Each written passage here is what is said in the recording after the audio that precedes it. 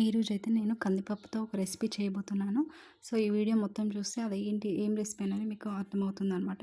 So, కందిపప్పుని మనం ఇంగ్లీష్‌లో split pigeon piece అంటాము. అలాగే కందిపప్పుతో రకరకాల సామెతలైతే ఉన్నాయండి. ఇంకా టంగ్ ట్విస్టర్స్ కూడా ఉన్నాయి. సో, అదేంటంటే నాకు తెలిసిన ఒక టంగ్ ట్విస్టర్ ఏంటంటే ఇది ఎక్కువ యూజ్ చేస్తారు. గాదెలోన కందిపప్పు గాదె కింద పందికొక్కు, గాదెలోన కందిపప్పు గాదె కింద పందికొక్కు. సో, ఇదొక టంగ్ ట్విస్టర్ అనమాట. చాలామందయితే స్టార్టింగ్‌లో ఇబ్బంది పడతారు దీన్ని ప్రొనౌన్స్ చేయడానికి. సో, ఇక్కడైతే నేను కందిపప్పుని నానబెట్టుకున్నాను. 3-4 అవర్స్ నానబెట్టుకుంటే కందిపప్పు అనేది మన కుక్కర్ లేకుండానే మంచిగా మెత్తగా ఉడికిపోతుందనమాట. నేనైతే కుక్కర్ అసలు యూజ్ చేయను. సో, ఎప్పుడైనా ఇలానే ఒక 3 అవర్స్ అలా నానబెట్టేసుకొని పప్పు అయితే రెడీ చేసుకుంటాననమాట. సో, అలానే సౌత్ ఇండియా వంటకాలలో కందిపప్పు అనేది చాలా వంటకాల్లో అయితే యూజ్ చేస్తారు. మనం నార్మల్‌గా అయితే సాంబార్, దాల్ తడక, రసం మరియు పప్పుచారు వంటివి ఎక్కువ చేసుకుంటాము. అలాగే దీంట్లో చాలా రకాలైన ప్రోటీన్ ఎక్కువ మోతాదులో ప్రోటీన్ ఉంటుంది. సో, అద్భుతమైన ప్రోటీన్ కలిగిన ఒక పప్పు అని చెప్పొచ్చు దీనిని. ఇందులో ఫైబర్, ఇంకా ఐరన్, ఫోలేట్ పుష్కలంగా ఉంటాయంట. అలానే ఈ కందిపప్పు అనేది హెల్త్‌కి అయితే చాలా మంచిది. డైజెషన్‌కి కూడా చాలా మంచిదంట. వేయించి స్టోర్ చేసి పెట్టుకుంటే పురుగు పట్టకుండా ఉంటుంది. అలానే ఎండబెట్టుకున్నా బానే ఉంటుంది. బట్ ఏంటంటే కొంచెం వేయించి పెట్టుకొని వండుకున్న పప్పయితే చాలా టేస్ట్ ఉంటుందనమాట. సో, నేనైతే అది అబ్జర్వ్ చేశాను.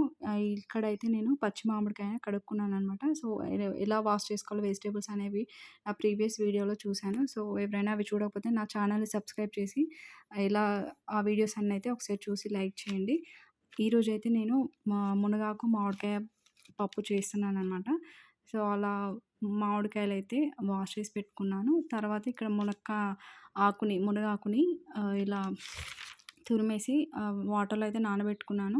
సో, డస్ట్ ఉంటుంది కదండీ! ఏదైనా నేను వండే ముందు ఇలా ఒక 10-15 మినిట్స్ అయితే నానబెట్టేసుకొని తర్వాత మంచిగా వాష్ చేసి అయితే వంటకి యూజ్ చేస్తాననమాట. సో, 3 అవర్స్ అయింది నానబెట్టుకొని పప్పు. సో, దాంట్లో అయితే కొంచెం కారము, ఉప్పు, పసుపు, కొంచెం ఆయిల్ అయితే వేసి పెట్టేసుకున్నాను స్టవ్ పైన.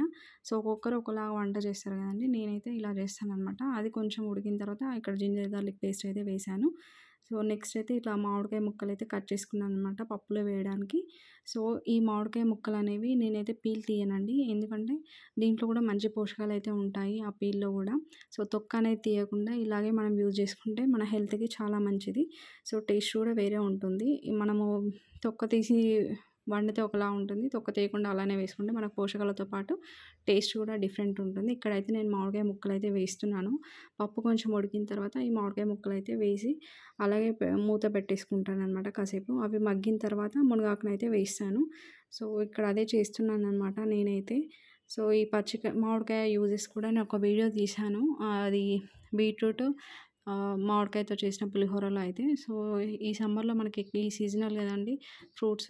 సో, అవి కాయలైనా, పళ్ళైనా ఏ రకంగా తీసుకున్నా గూడా మన హెల్త్‌కయితే చాలా మంచిదనమాట. ఇలా మునగాకునైతే ఇక్కడ నేను కడిగేసి వాటర్ కొంచెం ఆరేంత వరకి ఒక బౌల్‌లో అయితే అలా పెట్టేసుకున్నాననమాట. హోల్స్ ఉన్న బౌల్‌లో. సో, వాటర్ అనేవి పోవడానికి. సో, అవి ఆరాయా లేదా అనైతే చూస్తున్నాననమాట.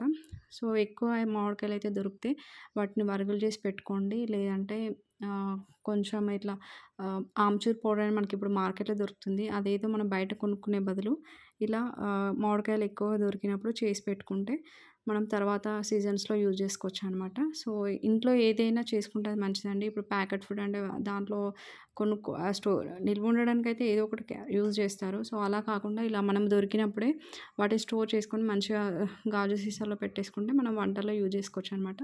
సో, మామిడికాయ ముక్కలైతే కొంచెం ఉడికాయి. ఉడికిన తర్వాత నేను ఇలా మునగాకైతే వేస్తున్నాననమాట. సో, అది వేసిన తర్వాత అలాగే కాసేపు కలపకుండా మూత అయితే డైరెక్ట్ పెట్టేస్తాననమాట. సో, అది కూడా మగ్గిన తర్వాత మిక్స్ చేసుకుంటే బావుంటుంది.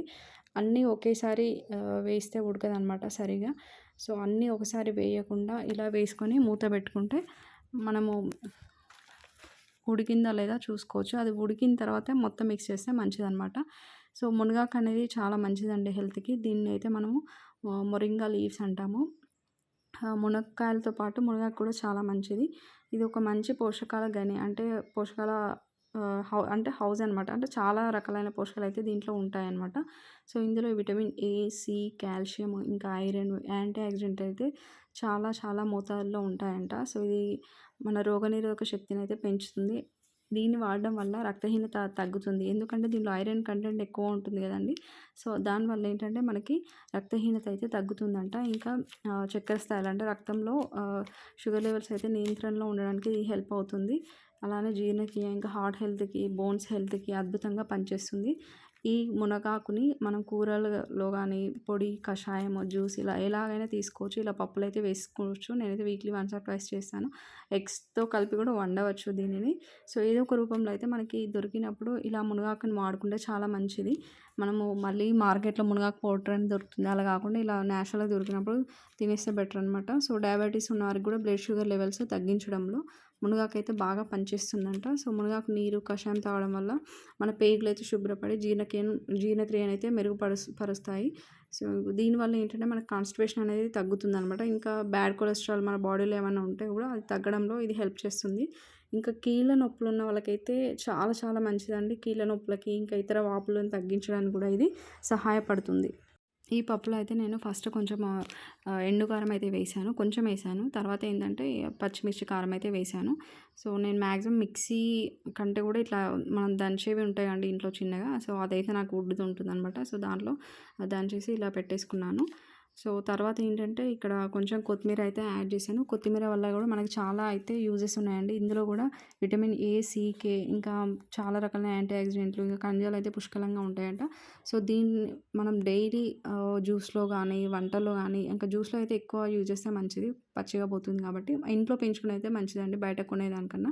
సో, ఇలా ఏదో ఒక రూపంలో కొత్తిమీరని కూడా మన డైలీ డైట్‌లో ఇంక్లూడ్ చేసుకుంటే చాలా యూజెస్ అయితే ఉంటాయి మనకి. ఇది కూడా బ్లడ్ షుగర్ లెవెల్స్‌ని తగ్గిస్తుందంట. ఇంకా డైజెషన్ ఇంప్రూవ్ చేస్తుంది. ముఖ్యంగా ఇది బాడీ డీటాక్స్‌లో మంచిగా యూజ్ అవుతదండి. ఇంకా కొత్తిమీరలో ఉండే కాల్షియం, మెగ్నీషియం, ఫాస్ఫరస్ ఎముకలను బలంగా ఉంచడంతో పాటు ఇంకా ఆస్టియోపోరోసిస్ నివారణలో కూడా సహాయపడతాయంట. సో, ఎవ్రీడే దీన్ని ఫుడ్‌లో ఏ రకంగానైనా, ఏ రూపంలోనైనా ఇంక్లూడ్ చేసుకుంటే చాలా మంచిది. పచ్చిగా తింటే ఎక్కువ యూజెస్ ఉంటాయి కాబట్టి మ్యాక్సిమం అయితే జ్యూస్‌లో వేసుకోవడానికైతే ఆహ్, తీసుకోండి కొత్తిమీరను. జ్యూస్ రూపంలో అయితే తీసుకోవడానికైతే ట్రై చేయండి. సో, చాలా బావుంటుంది. ఇక్కడైతే నేను తాలింపు ఏసుకుంటున్నాను. తాలింపు అనేది మనం ఒక్కొక్క ప్లేస్‌లో ఒక రకమైన వర్డ్‌తో పిలుస్తాం కదా! సో, మనమైతే తాలింపు అంటాము. కొందరు తిరగమాత అంటారు. ఇంకా చాలా చాలా రకాల పేర్లతో అయితే పిలుస్తారు దీన్ని. సో, ఒక్కొక్కరు ఒకలా పెడతారు. నేనైతే దీనికోసం ఇక్కడ ఐరన్ కడాయిని వాడుతున్నాను. సో, ఇట్లా ఐరన్ వాటిని వాడడం వల్ల కూడా మనకి వంటల్లో యూజ్ చేయడం వల్ల ఐరన్ గూడా మనకి అబ్జర్ప్షన్ ఉంటుందంట బాడీకి ఆ వంట తింటే. సో, అందుకని మ్యాక్సిమం నేనేంటి ఇక్కడ ఐరన్ వాటినైతే యూజ్ చేస్తున్నాను. ఐరన్, స్టీల్ అట్లా.